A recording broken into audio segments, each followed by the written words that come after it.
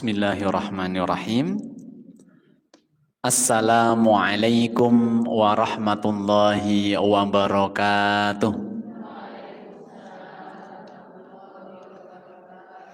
Alhamdulillah, alhamdulillahilladzi binikmatil imani wal islam wa alhamdulillahilladzi anzala as-sakinata fi qulubil mu'min.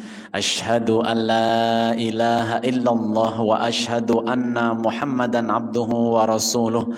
Allahumma salli wa sallim wa barik ala Muhammad wa ala alihi wa ashabihi ajma'in, amma ba'du. Faqad qala Allah Ta'ala fi kitabihil karim ba'da a'udzu billahi minasy syaithanir rajim. Bismillahirrahmanirrahim. Ud'u ila sabili rabbika bil hikmati wal mau'izatil hasanati wajadilhum billati hiya ahsan inna rabbaka huwa a'lamu biman dhalla an sabilihi wa huwa a'lamu bil muhtadin. Wa qala aidan laqad kana fi rasulillahi uswatun hasanah. Al-ayah sadaqallahul azim. Ma'asyiral muslimin, ibu-ibu jamaah kajian Mafaza rahimakumullah.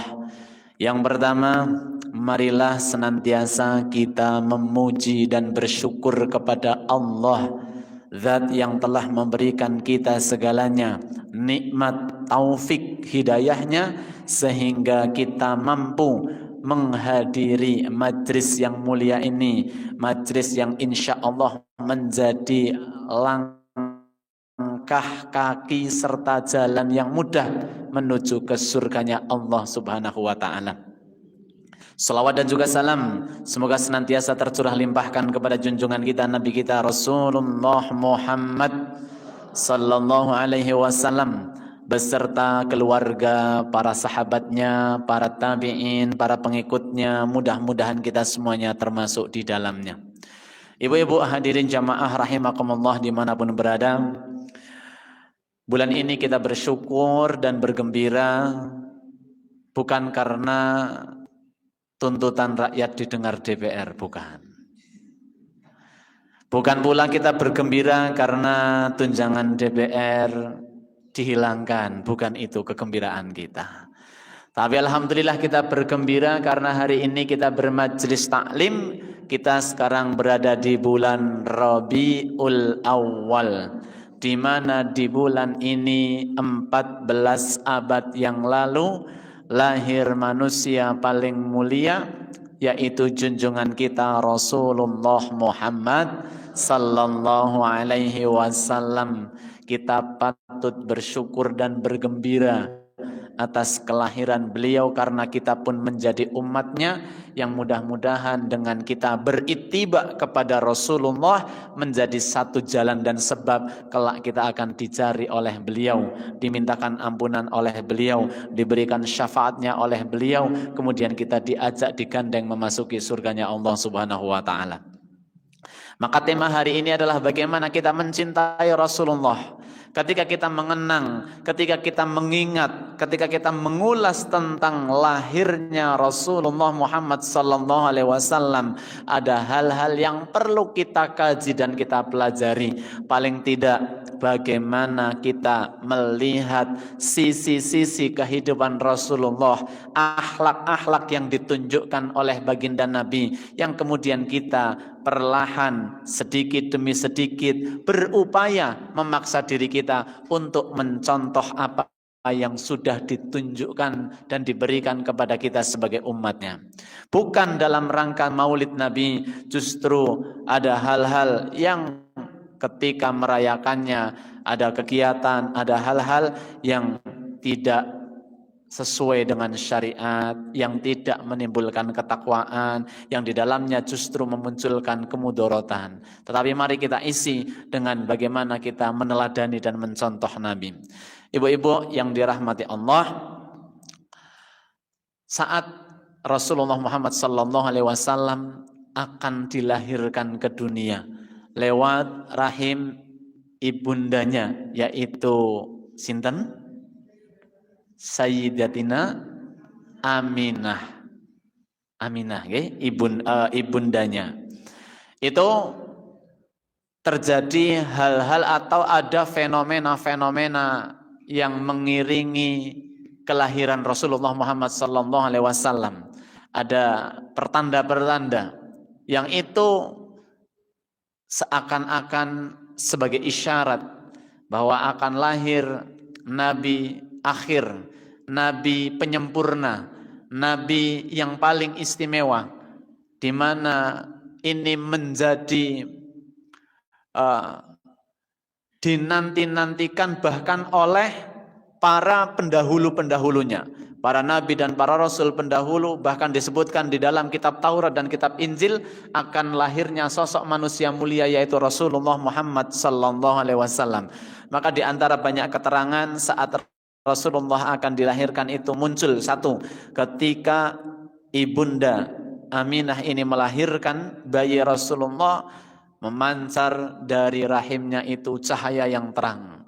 Bahkan cahaya tersebut sampai menerangi sampai di Syam.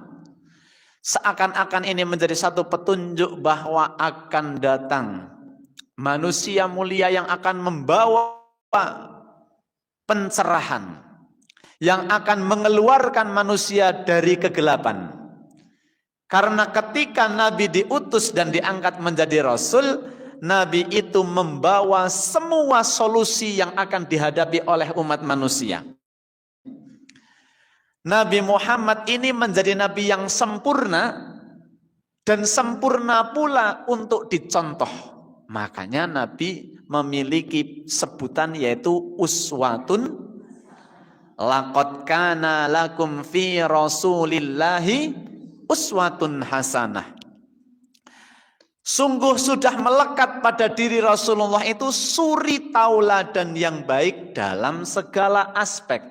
Kalau kita mau membahas urusan mengelola sebuah negara, maka Nabilah contohnya. Kalau kita mau melihat bagaimana cara kehidupan berumah tangga, maka Nabilah yang menjadi contoh pertama. Kalau kita mau mempelajari bagaimana hidup bermasyarakat, bagaimana kita bersikap kepada tetangga, ada tetangga muslim, ada yang non muslim, maka Rasul pun yang menjadi teladan. Bagaimana kita mempelajari ketika memimpin pasukan atau menjadi panglima, maka Nabi menjadi contoh. Ketika ingin melihat bagaimana cara berdagang yang baik, yang berhasil, yang kemudian membawa keberkahan hasilnya, maka baginda Nabi menjadi contoh. Dari segi aspek apapun, baik kehidupan individu atau kehidupan kita dalam bersosial, lebih-lebih dalam beribadah, maka semua ada di dalam diri Rasulullah. Jadi sempurna.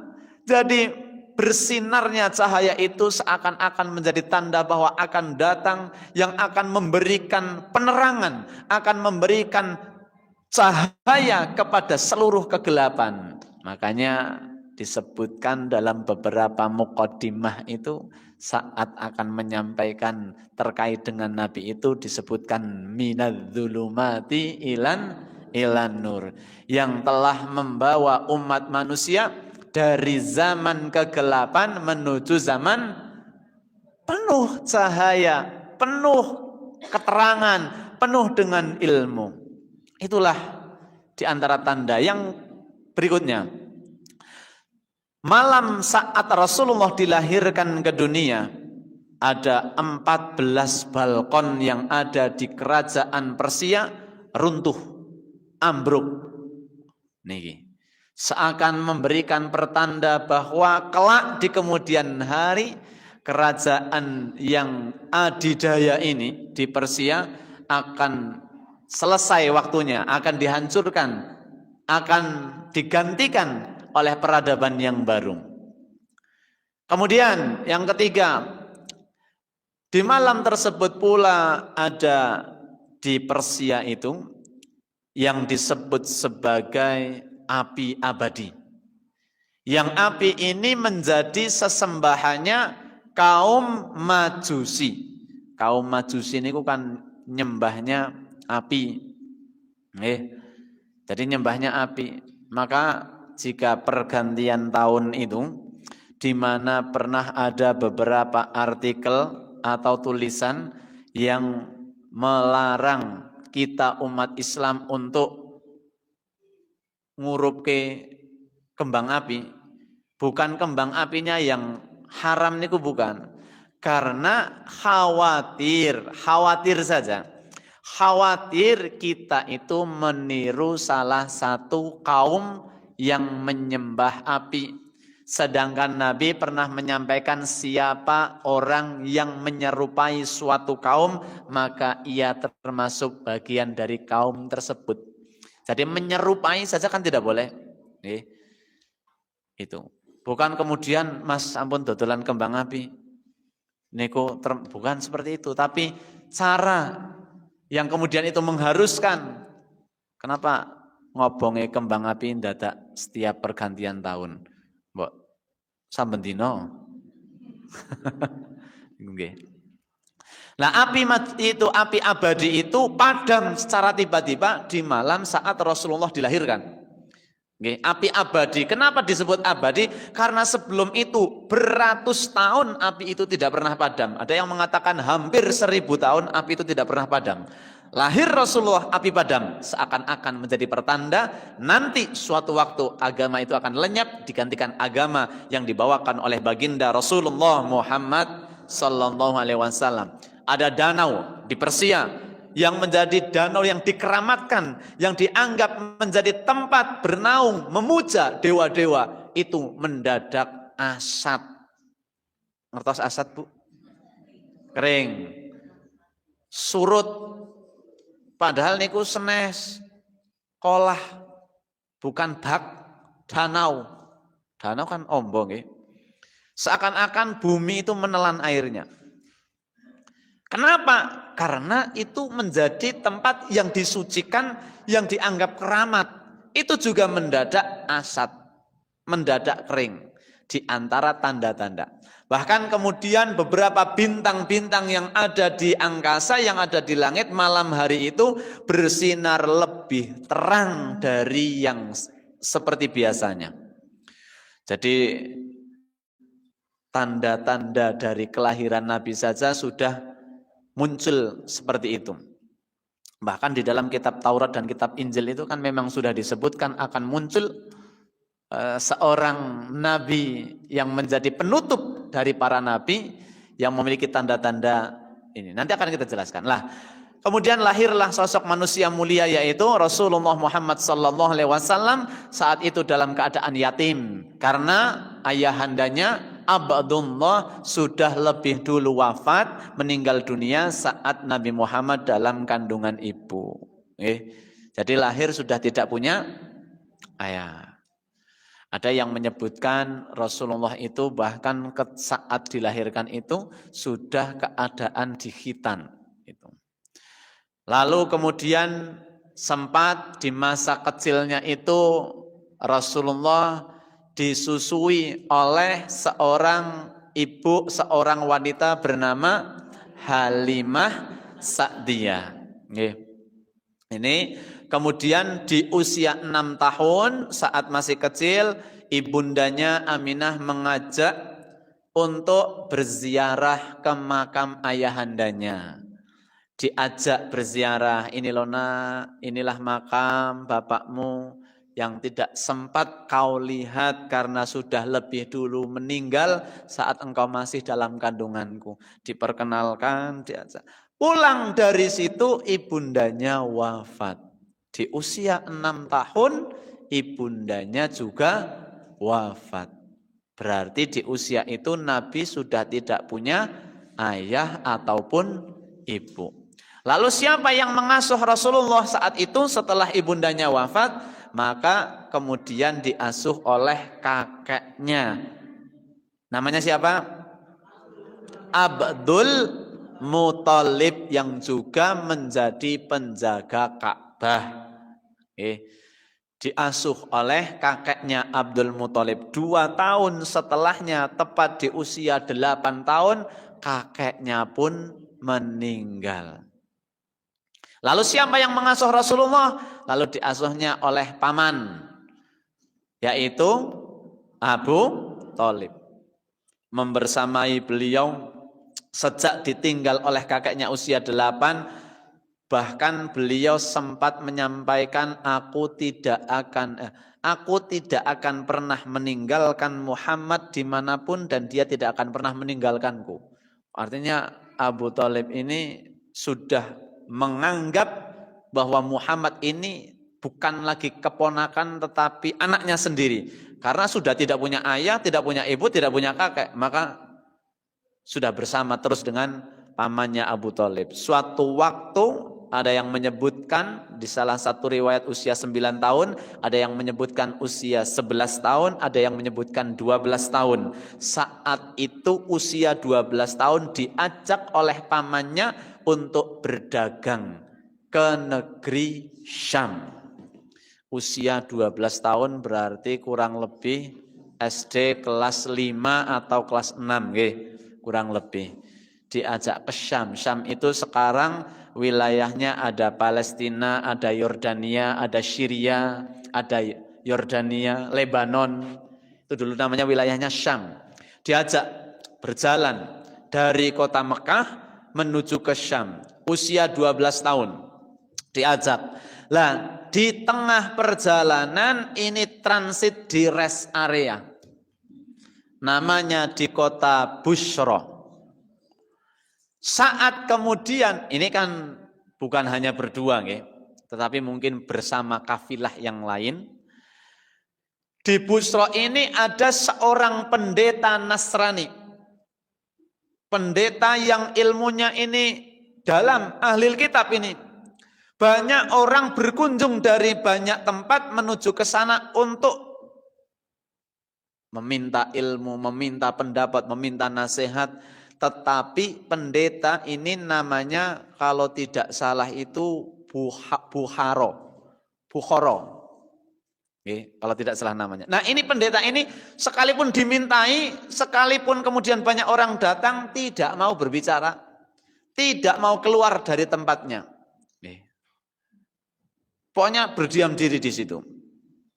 Tapi tiba-tiba saat rombongan Abu Thalib bersama keponakannya yaitu Nabi Muhammad SAW saat usianya masih 12 tahun beserta rombongannya itu ternyata saat istirahat di kota pendeta tadi, ternyata pendeta tadi keluar dan bahkan disebutkan menyiapkan hidangan untuk rombongan tersebut. Sampai-sampai orang-orang bertanya, ini apa yang dilakukan panjenengan kok sangat berbeda. Biasanya kalau ada orang datang tidak mau keluar, tidak mau berbicara, ini tidak hanya keluar tapi menyediakan hidangan. Seakan-akan dia sudah punya feeling yang tajam. Lalu kemudian saat pamannya Abu Thalib ini akan melanjutkan perjalanan, maka pendeta tadi mengatakan, tidak usah engkau lanjutkan perjalananmu ke Syam, pulanglah dengan hati-hati, karena anak kecil yang sedang bersamamu, dialah nanti yang akan menjadi pemimpinnya alam raya ini. Padahal ini orang pendeta Nasrani, tokoh Nasrani. Lalu paman Abi Thalib ini bertanya, dari mana Anda tahu? Karena aku melihat tanda-tanda kenabian pada diri anak tersebut dan itu aku ambil dan aku temukan di dalam kitabku.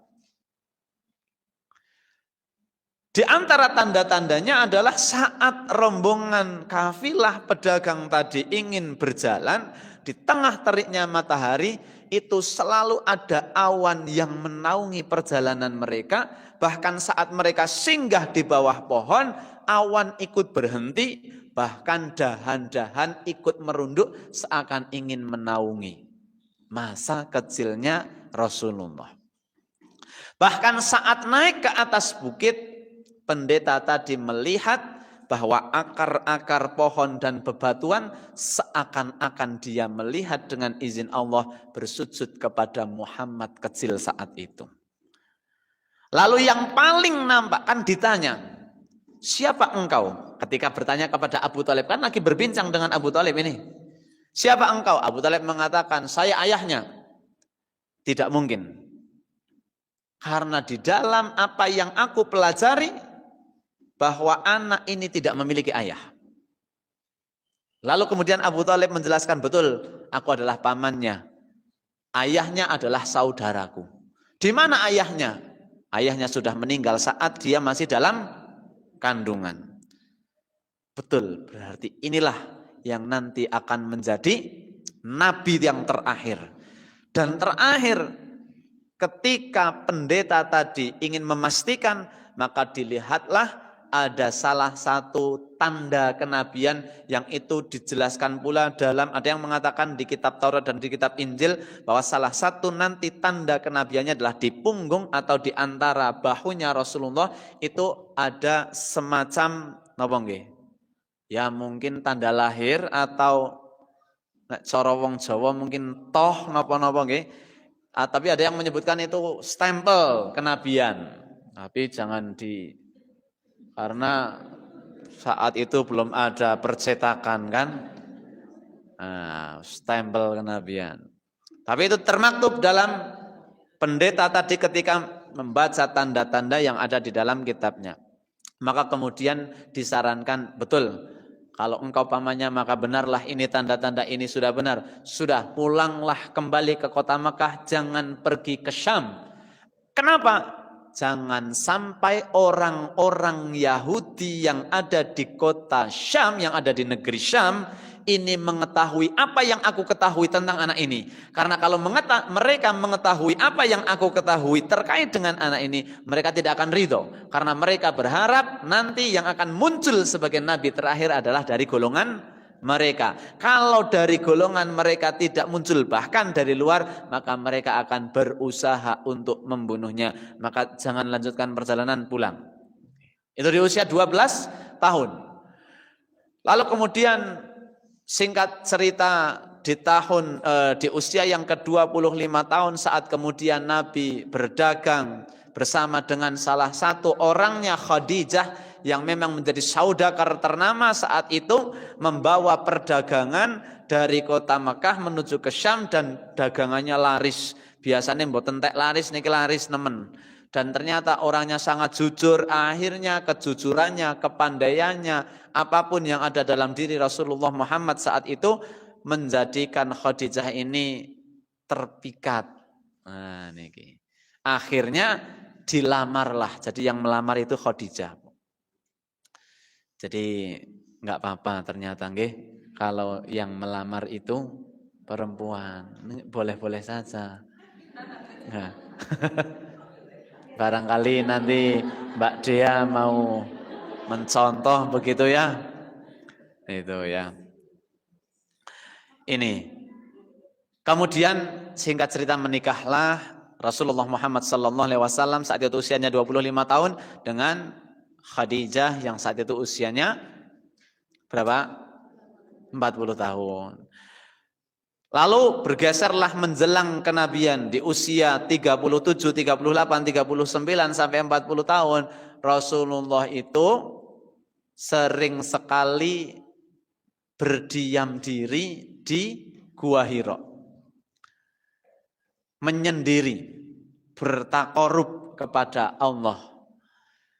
Tapi sebelum itu ada peristiwa yang cukup penting juga yang menandakan betapa hebatnya karakter yang dimiliki Rasulullah untuk menjadi seorang pemimpin besar, yaitu saat beliau kurang lebih usianya 35 tahun, saat itu ada renovasi Ka'bah, gitu nggih. Renovasi Ka'bah. Saat itu para pemimpin-pemimpin ini saling berebut siapa yang akan meletakkan Hajar Aswad.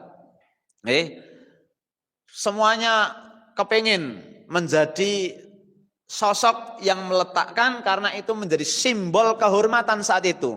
Siapa yang meletakkan, dia akan dilihat menjadi sosok yang besar, tokoh yang mungkin akan berpengaruh dan lain sebagainya. Maka kemudian sepakat yang nanti akan meletakkan adalah besok pagi yang pertama memasuki Masjidil Haram. Ternyata setelah dipasang CCTV, akhirnya yang masuk pertama itu adalah Rasulullah Nabi Muhammad. Maka kemudian mereka Sepakat sesuai dengan perjanjian kemarin, yang berhak itu adalah Rasulullah. Tapi Rasul bukan orang yang kalau keinginannya besar sangat namanya apa? Nah, bukan orang yang ambisius.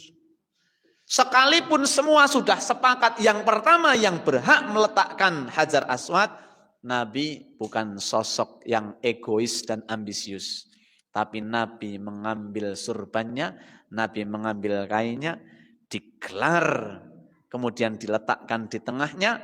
Masing-masing tokoh-tokoh itu diminta memegang ujung dari surban tersebut. Maka semua merasa diangkat, semua merasa dipentingkan. Rasulullah ini sudah dipersilahkan dan punya hak, tetapi masih melihat dan menjadikan orang-orang di sekitarnya ikut diajak.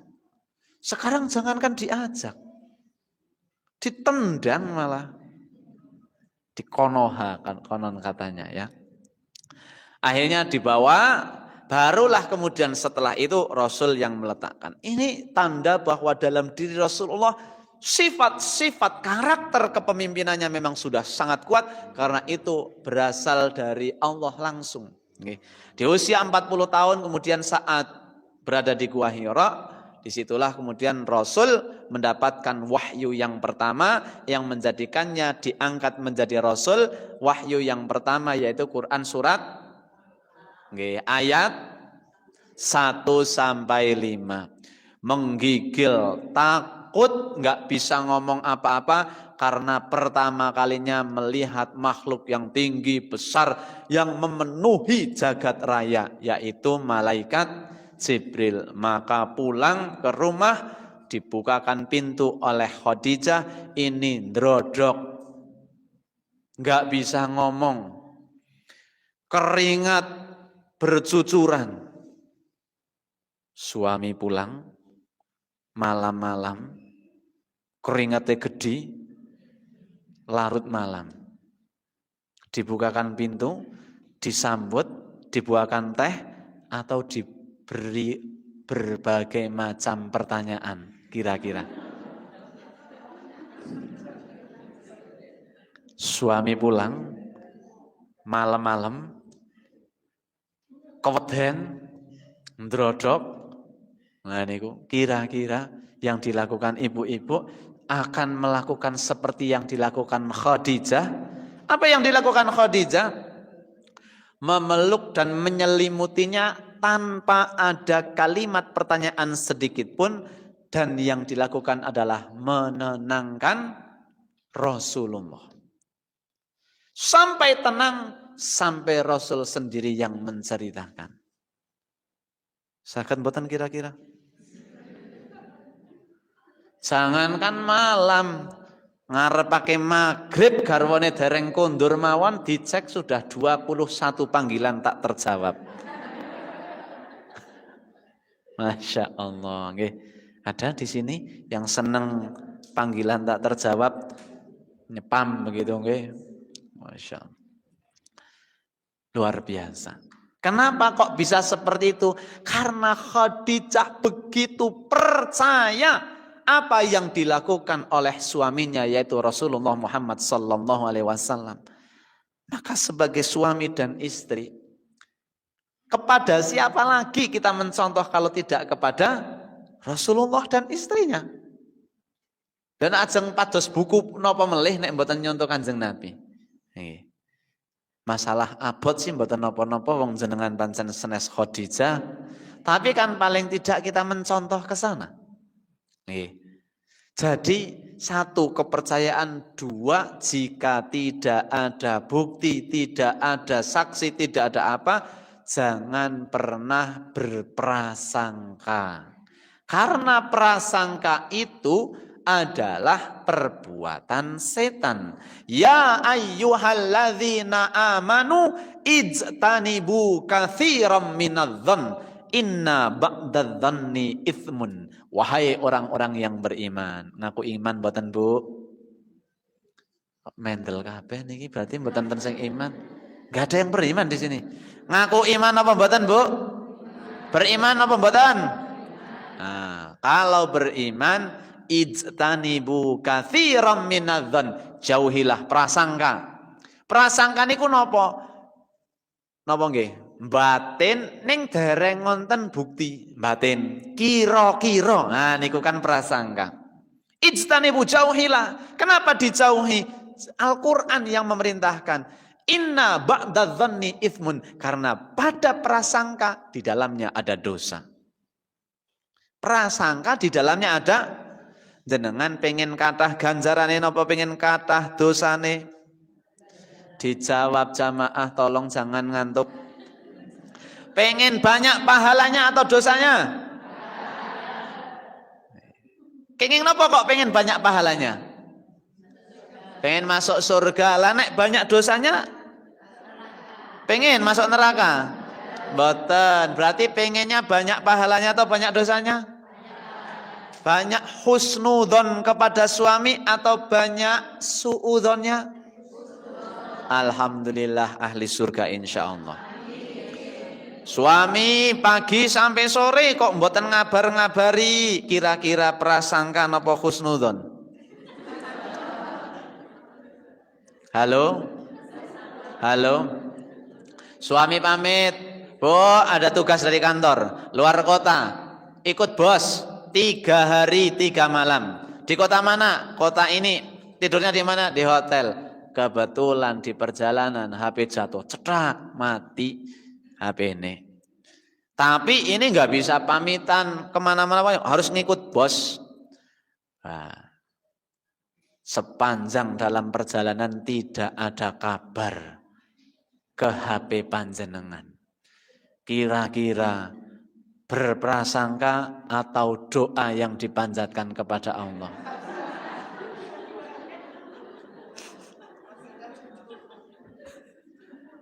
Iya. Karena Al-Quran mengatakan ijtanibu, jauhi dari prasangka. Padahal salah satu yang dijelaskan oleh baginda Nabi itu innallaha inda abdidzan. Sesungguhnya Allah sesuai apa yang jenengan prasangkakan. Jenengan berprasangka baik, kebaikan yang terjadi. Berarti kepingin terjadi hal yang baik apa terjadi hal yang tidak diinginkan? Kalau terjadi hal yang baik berarti husnudzon, mendoakan atau berprasangka dan sing pundi niki kira-kira, Bu? Memang tidak mudah. Tidak mudah, tetapi kalau kita ingin sesuai dengan apa yang diajarkan oleh Al-Quran dan apa yang dicontohkan oleh baginda Nabi, ya kita berusaha seperti itu. Baik, lanjut. Setelah diangkat menjadi Nabi dan Rasul usia 40 tahun, 3 tahun berdakwah secara diam-diam. Sembunyi-sembunyi. Kemudian setelah itu dakwah secara terang-terangan. 13 tahun di kota Mekah. Lalu kemudian setelah 13 tahun berdakwah di kota Mekah, muncul peristiwa hijrah. Lalu beliau bersama para sahabatnya hijrah dari kota Mekah ke kota Madinah. Di kota Madinah membangun peradaban. Kemudian di usia yang 63 tahun, hari Senin tanggal 12 Rabiul Awal tahun 11 Hijriyah, itu Nabi Muhammad sallallahu alaihi wasallam, manusia yang paling mulia ini diambil, diwafatkan oleh Allah Subhanahu wa taala.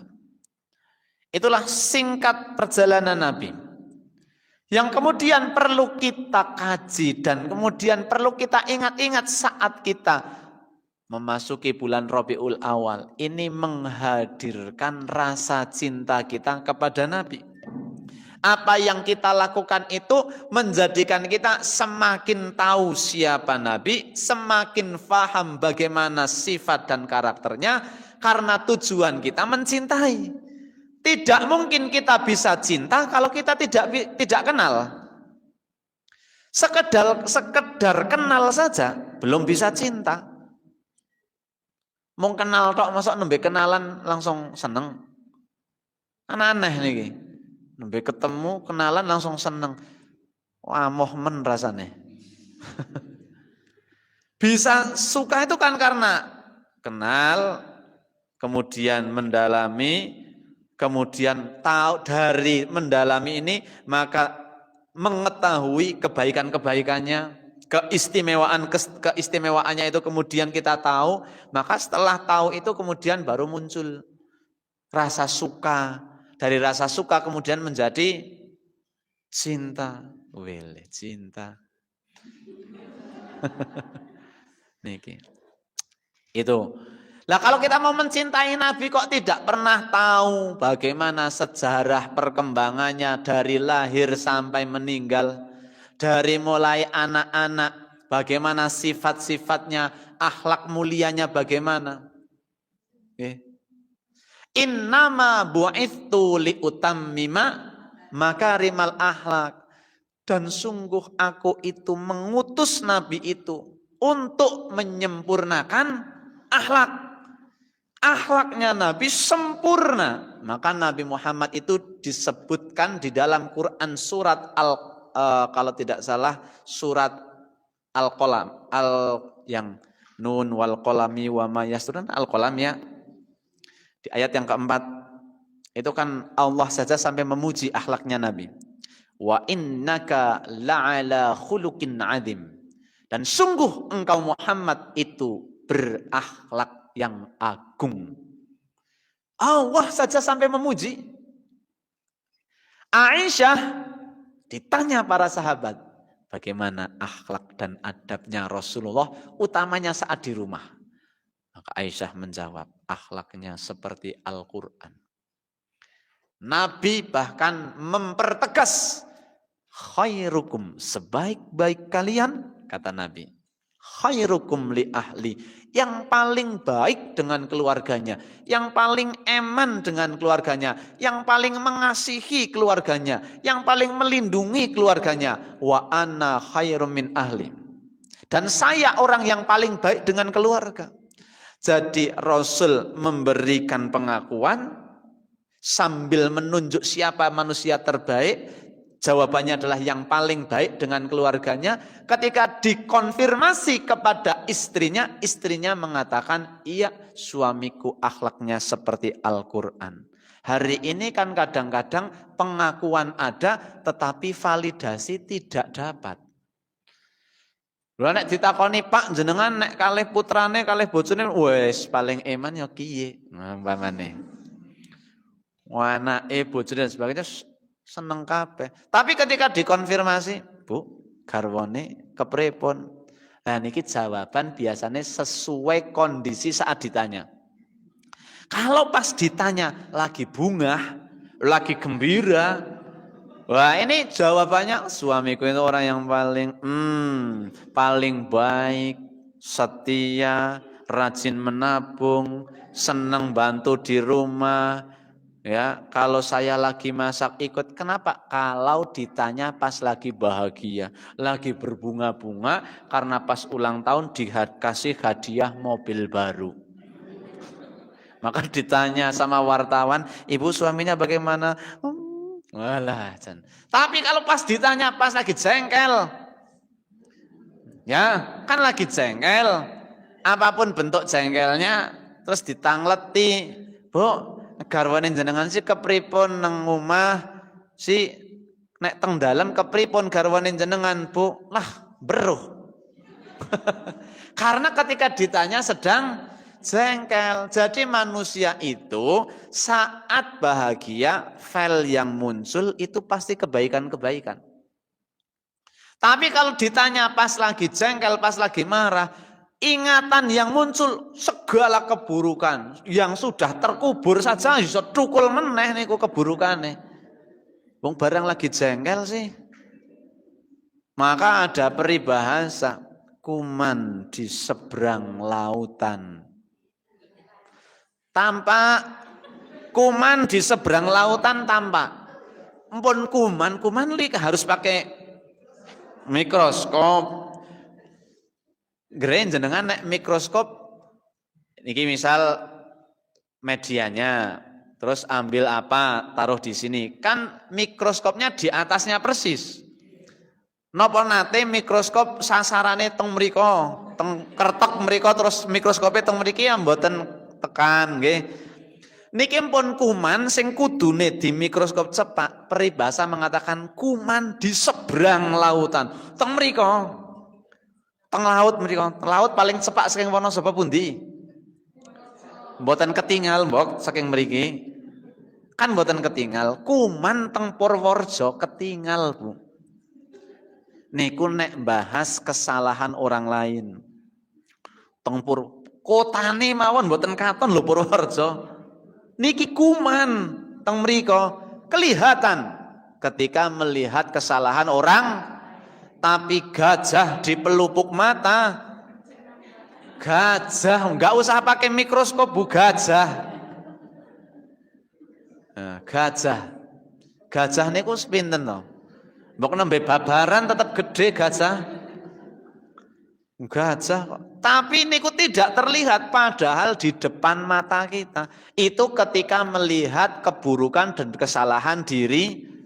Mulane ngakune paling bener, paling pinter, paling solih, paling yang lain.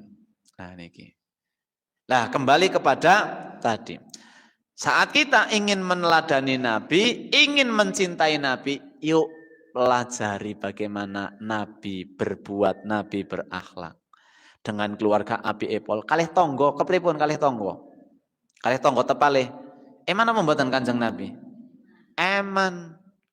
Kalih tiang sing mboten eman kalih Nabi. Kan di antara kita hidup, kan ada manusianya kan banyak. Nggih, jenengan teng dalem kathah kan tiange apa piyambakan.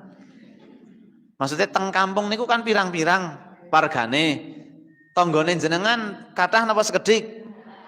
Oh, nggih. Nah, sak kathah-kathahe tanggane jenengan napa kabeh niku sae? Wonten sing mboten. Neng kan mboten awon sedaya, tidak buruk semua kan? Ada yang baik, ada pula yang wonten sing separo baik, separo buruk. Wong niku maksudnya kala-kala apik, kala-kala elek ngeten niku. Nggih, yang menyucikan jenengan lah. Nah, maksudnya ngeten. Nabi itu kalau dengan orang baik, baik. Kita insya Allah ikut wong dengan yang baik kok. Tapi Nabi dengan orang yang tidak baik sama kita, yang memusuhi kita, yang iri sama kita, bahkan yang napa? Bukan sekedar tidak suka, tapi sudah ada upaya untuk mencelakai. Sudah ada upaya untuk mengganggu. Dengan sengaja. Niku mawon Nabi tetap berbuat. Jadi Nabi niku baik dibalas lebih baik. Baik dibalas lebih baik. Buruk dibalas baik. Sing kedua saged napa mboten? Angger baik dibalas baik kan mboten usah ngaji, Bu. Baik dibalas baik mboten perlu ngaji. Kucing niku saged kok. Sinten sing saniki teng dalem niku ngingu kucing. Kucing niku apal kalih sing saben dinten ngempani, nggih mboten? Kalau yang setiap hari ngempani pulang pun langsung kucing niku kelinteran teng samparane jenengan, nggih mboten? Tapi kalau yang datang tamu napa biasa saja kucing. Kucing pun nanti semerep kucing ngaji. Kucing mawon saged niteni wong sing apik. Kucing lho niki. Nah niki. Mula nek wonten tiyang kok apik bales wong apik, kucing saged. Lah nek wonten tiyang wis diparingi kebaikan, diberikan kebaikan kok balasnya keburukan, kalah kalih. Nah, niki sing jawab jamaah mafaza. Saya tidak ikut-ikutan ya. Nah, kalau buruk dibalas baik, lah niki umat Nabi Muhammad yang nanti kepengin melebet suar niku sing ngaku umat Nabi tur yang cita-citane swarga. Sing mboten kepengin dadi umat Nabi lan mboten duwe cita-cita swarga nggih monggo. Awas pokoke. Titeni pokoke. Lah monggo kersa niku. Kan agama kepenak niku nggih agama niku. Pak Ustad, kan angel wong barang mriko wonge nglarani mriko wonge niku niat nggih napa ajeng dibales apik. Ya monggo dibales apik, alhamdulillah berarti mengikuti Nabi, bahasan boten kan kita tidak memaksa. Nabi niku kan dalam dakwah itu kan tidak pernah memaksa. La ikraha fiddin, nggih napa mboten? Tidak ada paksaan beragama. Karena sesuatu yang walaupun non sewu ini tapi tidak boleh general, tidak boleh digeneralisir terkait dengan tidak ada paksaan dalam agama. Dalam beberapa hal ya ada yang harus dipaksa. Contohnya perintah sholat. Kan kalau anak sudah masuk usia 7 tahun tidak mau sholat, ini kan lemenging kudu lebih keras. Anak usia sudah 10 tahun sholat kok nggak mau, ya harus dipaksa memang. Tidak boleh menggunakan dalil yang tadi. Tapi kalau mengajak orang sing dereng beragama Islam, ada orang yang KTP-ne tok sing Islam, terus kita ajak untuk beragama sesuai dengan syariat, berbusana. Niku ujuk-ujuk kok langsung jilbaban apa ora? Jilbaban apa ora? Mboten neraka. Yo kawat niki nggih. Nah, Nabi saja kepada yang tidak baik dibalas apik. Maka kita ayo contoh dalam rangka bulan Rabiul Awal, sasi Maulud kan niki nek teng mriki paling terkenal. Rabiul Awal tidak terlalu populer di Jawa khususnya Wonosobo mungkin. Rabiul Awal kurang populer. Sasi Maulud lah niku populer. Ditandai dengan apa biasanya sasi Maulud? Muludan. Parang napa mboten muludan? Ayo tak taken saniki. Merayakan hari kelahiran Nabi. Boleh apa tidak? Yang jawab boleh angkat tangan. Nah, enggak ada yang angkat tangan. Wedi ditakoni sih. Kalau boleh, apa sebab yang membolehkan? Kalau tidak boleh, apa sebab yang tidak membolehkan? Kan kudu cetha niki. Jawaban tidak titik tapi koma. Boleh wonten lanjutane, tidak nggih wonten lanjutane. Cetha. Ulang, apa hukume merayakan hari lahir Nabi? Maulid kan nggih, maulid napa maulud? Maulud napa maulid? Nah, jenengan lho mboten konsisten blas kaya. Sing jelas niki maulid napa maulud? Nah, maulid kalih maulud benten napa sami? Ampun jawab hurufe lho. Awas niki nek jawab hurufe. Maulid sama maulud selain huruf sama atau beda? Selain huruf lho. Sama atau beda? Sama. Sing wau muni beda sama napa beda? Bedane napa selain huruf? Nggih, kalau maulid peristiwanya. Nah, maulid sama maulud selain berbeda huruf artinya nggih benten. Maulid niku terkait waktu lahir. Maulid waktu lahir. Maulid Nabi waktu lahirnya Nabi. Maulud bayinya. Maulud Nabi berarti bayinya Nabi. Saniki kula mung sekedar komen saja niki karena mak klenir niki klenir. Sing mboten nonton bahasa Indonesia nih. Ada bahasa Indonesia nih mak klenir? Enggak ada, Bu. Kula pados nggih mboten ketemu. Mak klenir niki. Kan ada nun sewu beberapa yang mengatakan tidak sukalah dengan peringatan atau dengan kelahiran Nabi. Ngeten Ibu-ibu. Sing paling gampang dicerna dengan akal kita. Ada suami istri. Niki radi mikir sekedap tapi nggih jangan ngantuk Bu. Niki kudu mikir temenanan niki. Dua suami istri. Yang namanya suami istri pasti kepengen memiliki keturunan. Gimana mboten? Sehingga ketika istrinya hamil bahagia apa sedih? suami maupun istri bahagianya sudah tidak karuan. Seakan-akan tidak ada kebahagiaan yang melebihi berita hamilnya istri. Gini apa mboten? Jadi hamilnya saja sudah membuat nun sewu niki lho. Ini sedang menjelaskan terkait dengan onten pendapat sing mboten seneng kalih wau yang menganggap itu entah itu muludan dan sebagainya nggih. Lahir. Ibunya yang hamil melahirkan. Bayinya lahir. Niki nun sewu niki. Wong jenenge teng Jawa kan onten sing putih, onten sing coklat, onten sing ireng. Wong pancen nyata niki tidak ada unsur apa-apa di sini. Onten bayi ya kadang-kadang putih, kadang-kadang rada kuning, coklat. Jawa banget nggih. Nek menit coklat dikira makanan kan coklat atau bahkan black. Hitam. Rambutnya onten sing lurus, onten sing ombak banyu, onten ombak segara, onten sing wah niku nggih. Keriting.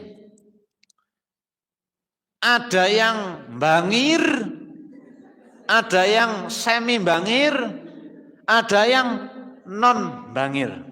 Lha nek muni sing pe niku kok ora tegel niku lho, non bangir. Nek dinggoni kacamata melorot terus. Masya Allah. Umpama kok lahir secara kulit, nek teng Indonesia kan sing disenengi putih. Angger teng luar putih mboten pati disenengi, wong malahan dot berjemur kok. Nek teng Indonesia kan sing disenengi putih. Niki lahire coklat atau kehitam-hitaman. Rambut tidak lurus, kekeriting-keritingan. Hidung non pesek, mamane nggih. Niku mawon. Jadi menurut pengetahuan umum wong Indonesia kurang ganteng napa kurang ayu. Tapi bagi bapak ibune sing nembe gadah putra, laire bayi sing rada ireng, ora patiya mancung, ngombak segara mawut niku. Niku bagi orang tuanya membahagiakan apa tidak? Pol bahagiane. Buktinya apa? Keluarga dikabari tonggo tepalih dikumpulake nyembelih wedhus bagi. Niku kan saking senenge. Nggih napa mboten? Bayi biasa. Dereng genah niku ngemben pinter napa bodoh dereng genah niku. Ngemben-bene sukses napa mboten dereng jelas niki. Nggih napa mboten? Menjadi kebanggaan orang tua dan keluarga dereng cetha. Niku mawon membahagiakan. Lah kok ada orang dengan kelahiran Nabi yang jelas mulia, yang jelas itu akan menjadi apa? Minadz-dzulumati ila nur. Lah kok berpendapat tidak senang. Dari mana alasannya? Kan sederhana niki cara mikirnya kan ngoten niku nggih. Seperti itu. Jadi kalau nun sewu, kalau ada orang kok tidak suka dengan kelahiran Nabi, berarti kan tidak mengakui adanya Nabi. Kita kan harus mencintai Nabi. Segala sesuatu yang melekat dalam diri Rasulullah, maka kita wajib mencintainya. Tidak ada yang kurang dari diri Nabi. Semua sempurna. Lah yang perlu kemudian diperjelas di sini adalah kalau cara mencintainya tidak benar, itu yang kemudian perlu dibenarkan. Oke? Bapak kalih ibu mencintai putrane napa mboten? Mencintai napa mboten? Umpama enten bapak kalih ibu pol mencintai anake nembe usia 3 tahun. Terus usia 3 tahun, 4 tahun, 5 tahun sampai 7 tahun. Usia semonten. Terus anak ini senang banget HP-nan, senang banget game-gamean. Barang senang, aku pokoknya pol cintane. Terus ditumbaske komputer sing gede banget, ditumbaske kuota ken game online ket umur 3 tahun pokoknya. Karena kan pol senenge. Niki. Seneng es tumbasake sak kulkase, ngono, sak mareme. Sing penting seneng. Lah kira-kira cara dia menunjukkan cintanya bener apa salah? Niatin pun bener apa mboten? Nek niatnya kan bener, pengen mencintai anak, tapi caranya masa durahane seneng es kali numbasake sak kulkas ya mensret. Seneng HP nembe umur 4 tahun mon HP-ne pun tumbasna. Men mboten ngrepoti wong tuane, ngoten niku. Kan caranya yang perlu dikoreksi sama dengan maulid atau maulud tadi. Memperingati hari kelahiran Nabi, niatnya apik, pengen mencintai. Ning rangkaian kegiatan maulid, son horeg mamane. Artise tidak berbusana. Ya berbusana tapi sekedarnya kan termasuk tidak berbusana niku nggih. Karena itu yang perlu dikoreksi kan itunya. Selama kemudian dalam rangka mencintai Nabi, kemudian kita bersama membaca kisah-kisahnya, kemudian nek perlu anak-anaknya, remaja-remajanya akan ngumpul di setel ke film-film yang terkait dengan akhlaknya Nabi, dibacakan sirah nabawiyah sehingga muncul kerinduan, muncul bagaimana kepingin, ya itu bagus. Maka jangan kemudian hanya karena kesalahan satu dianggap elek kabeh. Kan ngoten? Nggih napa mboten? Umpama niki suami wong jenengan karang teng mriki sing lanang kula tok kan.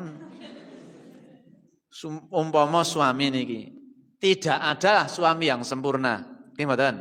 Salah kan mesti entah apapun kesalahannya.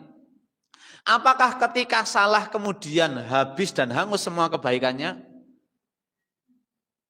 Lah kok mendel kabeh niki. Jenengan kok ragu ya bojone dhewek? Oke, garwane jenengan kan pun nate salah umpamane, napa bener terus? Kaya Nabi mawon niki nggih. Kan pernah salah, lah pas salah umpama langsung divonis bojone jenengan ke elek. Berarti niku sportif napa mboten? Lah dene mudeng. Niki nggih. Sami diri kita kalau dinilai orang, kita kan rumusnya begini. Seburuk-buruknya manusia pasti ada sisi baiknya. Sebaik-baik manusia pasti ada sisi buruknya. Sak elek-eleke Firaun niku wonten apike. Sak apik-apike ampun Nabi Muhammad tapi lho. Sak apik-apike sinten lah menungso, pasti ada keburukannya.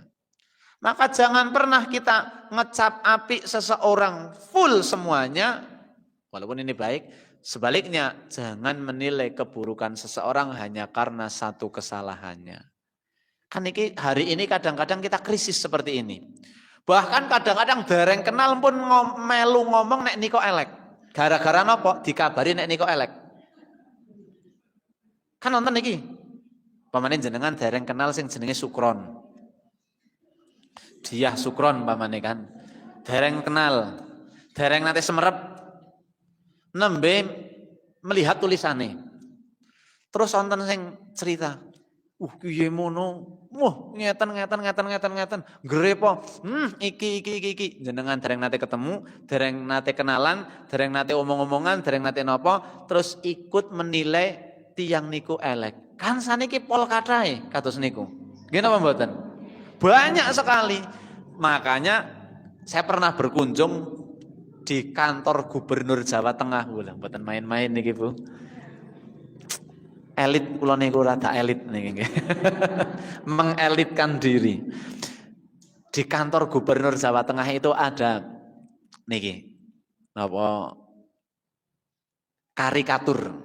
Kemudian ada kalimat atau quotes lah. Niku pakai bahasa Jawa tapi apik. Nah, kalau nek sing kalimat berbahasa Jawa kan rada tertarik. Kalimatnya begini, sederhana tapi dilihat dari segi agama masuk. Ojo ndelok aku saka jarene. Kalimat jarene itu lebih besar dan ada tanda petiknya. Ojo biji awakku saka jarene. Berapa banyak manusia di alam semesta ini menilai seseorang dari kecuali terkait Nabi Muhammad, karena ketika kita mengenal Nabi Muhammad pun jarene, tapi jarene teng mriki itu berlandaskan hadis yang sahih yang bisa dipertanggungjawabkan, bagaimana akhlaknya Nabi, bagaimana sikap Nabi di keluarga, itu kan semuanya jarene, tapi kan jarene niku kan valid, bisa dipertanggungjawabkan. Kalau diurut bahkan yang mengatakan tidak pernah berdusta. Bukankah perawi-perawi itu disebut hadis sahih karena perawinya tidak pernah berdusta, tidak pernah memiliki akhlak yang tercela, maka bisa disebut sebagai perawi hadis. Satu saja pernah berbohong nggak bisa. Lah sedangkan wong sing ngomong niku yang kemudian menjadi kalimat jarene sing cerita kalih jenengan, nate ngapusin apa mboten tiyange? Sing nate ngabari jenengan terkait dengan tanggane jenengan niku, nggih tak kabari Bu. Lah tiang sing cerita niku, tiange pun mesti api napa kerep ngapusi. Lah kok ngandel?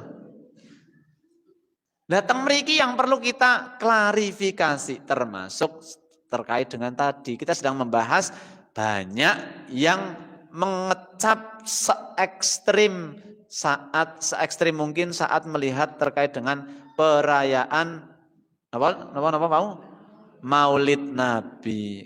Ya kalau memang dalam rangka merayakannya jelas melanggar syariat, tidak mengajak kebaikan, justru malah teng mriku terjadi kemaksiatan, wah ini secara tegas mengatakan tidak boleh. Tapi tidak kemudian disamaratakan semuanya. Ngeten nggih. Dadi jangan njur ampun, wah diundang acara Maulid Nabi. Mangkat engko dikira mboten apik, ora mangkat, masa kita tidak mengiyakan kelahiran Nabi. Maka kalau sudah dikaji seperti ini kan cedok. Undangannya jelas, siapa yang mengundang, acaranya kita bisa cermati seperti apa. Kalau ternyata baik, bagus, tujuannya bagus, monggo kerso. Tapi kalau di situ, wah melakukan lenggeran, dolalak, barang, niku umpama niku nggih, sing joget-jogetan, sing napa mboten cetha niku. Nah niku baru kemudian kita bersikap. Nggih. Ngoten nggih. Sementara niku mawon tema pada hari ini adalah bagaimana kita berupaya mencintai Nabi, mencintai Rasul. Agar apa? Agar kita kepingin mendapat syafaatnya beliau. Nah, terakhir saya tutup dengan sabda Nabi begini. Aku akan bersama orang yang mencintaiku di surga nanti. Itu kata Nabi. Aku, kata Nabi, akan bersama orang-orang yang mencintaiku. Siapa orang-orang yang mencintaiku? Orang yang mencintaiku, kata Nabi, adalah orang yang menghidupkan sunnah-sunnahku. Nah, maka monggo, dalam rangka kalau kita pengen divalidasi secara valid oleh Rasulullah, buktikan dengan kita menghidup-hidupkan sunnah Nabi semampu kita, sebisa kita. Nek dereng saged, ampun ngece kalih sing pun saged, dan jangan ngece kalih sing dereng saged, karena masing-masing kita punya ikhtiar di posisi kita masing-masing. Ada yang ikhtiarnya sudah di angka 10, ada yang ikhtiarnya angka 1 ke angka 2 mawon pun pol angele, karena kanan kiri semuanya menolak. Keluarga tidak mendukung. Jadi ikhtiar angka 1 ke level 2 saja pun pol angele. Ning ikhtiarnya maksimal. Ada yang sudah 10 mau ke level 11, tidak boleh meremehkan yang ada di bawah. Kan ngoten? Nggih. Matur nuwun, mugi-mugi kita semuanya menjadi pribadi yang lebih bijak, pribadi yang tidak mudah menilai seseorang dari jarene. Kita lebih mencintai Nabi dengan cara mempelajari sifat-sifatnya, akhlak-akhlak mulianya, sehingga mudah-mudahan dengan itu cara Nabi mengenali kita kelak di yaumul kiamah. Kemudian Nabi mengajak kita, menggandeng tangan kita, dan membawa ke surganya Allah Subhanahu wa Ta'ala. Banyak tutur kata yang tidak berkenan dan bahasa yang entah kemana, tidak ada niat kecuali tawasaw bil haq wa tawasaw bis sabr. Kami akhiri nasrun minallah wa fathun qarib, hadanallahu wa iyyakum ajma'in. Assalamualaikum warahmatullahi wabarakatuh. 98 FM. Purnama Sidi Wonosobo, mencerahkan, inspiratif.